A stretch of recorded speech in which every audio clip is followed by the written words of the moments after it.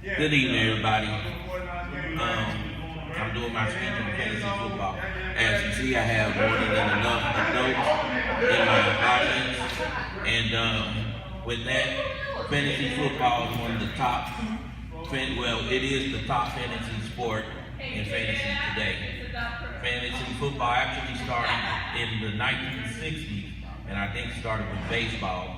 But in the 90s, football it became the number one fantasy sport, and it's still a growing sport today. It's the top fantasy sport. I said that. Well, with fantasy football, I'm gonna tell you how you play the game.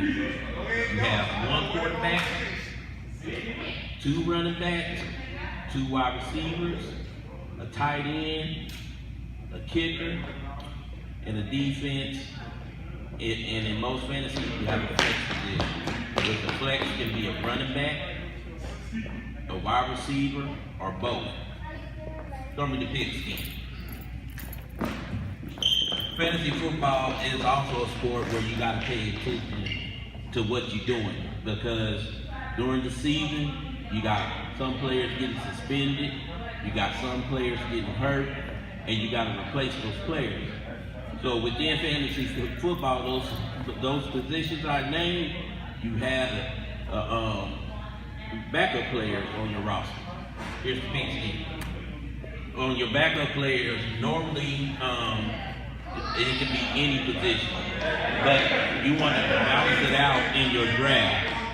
In fantasy, you want to make sure you have at least two backup running backs, 2 or 3 backup wide receivers, and a backup quarterback. Now, sometimes during the season, your backups on the bench, most of the time you want them to be starters as well, because it's all about scoring points in fantasy football. So if you got a backup player on the bench, and he's like number 3 on the squad, you really don't want to pick him up because he ain't gonna get much playing time. You want someone who's gonna get a lot of playing time, who normally score touchdowns, like for wide receivers, Antonio Brown, and you want the top running backs, the top quarterbacks like Peyton Manning. But Peyton Manning don't play no more, but he was one of the top fantasy quarterbacks, if not the best fantasy quarterback that ever lived that played the game.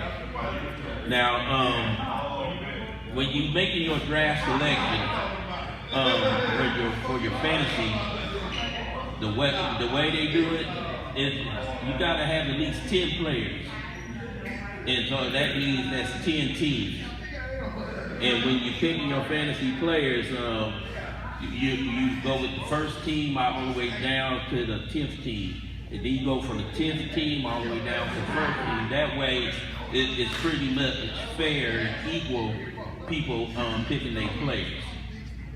So with that said, when you first selecting your players, you don't want to start off picking a quarterback, because all you really need is 1 or 2 quarterbacks. So what you really want to start out with is running backs and wide receivers, because they get hurt the most. And if you got a top fantasy pick wide receiver and he gets hurt, well, if you start picking out at least the top wide receivers, you can replace him with a top wide receiver. But as you go down the line, it's a total of 16 rounds. And as you go down, the further down you go, well, your picks, the top picks are mainly gone at that time. So you're mainly looking for backups and everything. And when you get towards the bottom, that's when you want to pick your defense. Because if you pick your defense towards the top, well, you're kind of wasting picking your top players that you really need, like your running back, your quarterbacks, and wide receivers. Again, fantasy football is a big deal. Fantasy football is what's your question? So is it better if your team goes into overtime when you playing fantasy football? Oh yeah, heads up, young man. Wake up. Yes, fantasy football. When the team going to overtime, I don't.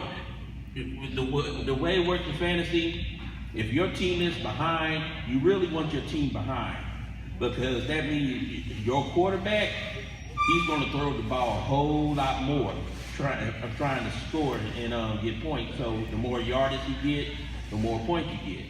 So is it almost like you playing against you want your person to not do as well so that you can get more points?